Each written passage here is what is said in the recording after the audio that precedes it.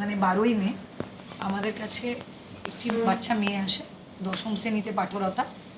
সে এসে বলে যে সে যখন স্কুলে যাচ্ছিল সাইকেলে করে, তখন প্রায় 7-8 জন ছেলে তাকে ঘিরে ধরে এবং তাকে সে যার কাছে পড়তো সেই মাস্টার প্রসূন বেরা তার প্রস্তাবে সম্মতি দেওয়ার কথা বলে, না হলে তার অনেক ক্ষতি করা হবে বলে।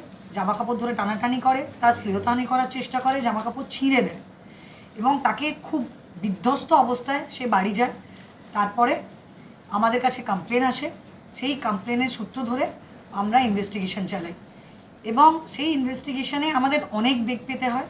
বিকজ এই যে মাস্টার প্রসূন বেরা, সে তখন নিজে ওই মুহূর্তে যেহেতু ছিল না, আমাদের ফোনের স্ট্র্যাঙ্গুলেশন করা হয়, ফোনের মানে কল ডিটেলস নেওয়া হয়, তারপরে কলডাম থেকে বের করা হয়, সমস্ত কিছু দেখে সেই সূত্র ধরে আমরা সুকুমার জানা বলে একজনকে অ্যারেস্ট করি।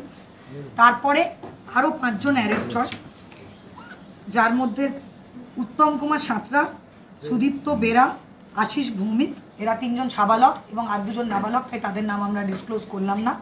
এরা টোটাল 6 জন অ্যারেস্ট হয়েছে।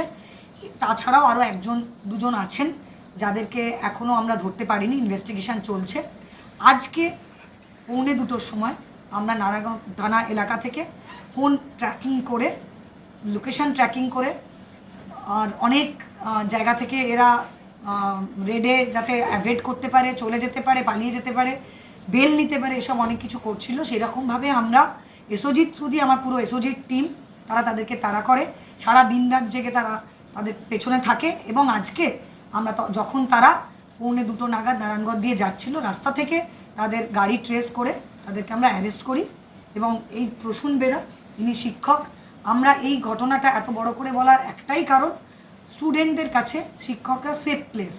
তো এরকম যাতে আর কখনো কেউ এই ঘটনা করতে সাহস না পায়, তার জন্য আমরা দৃষ্টান্তমূলক সাজার জন্য আমরা প্রেয়ার দেব।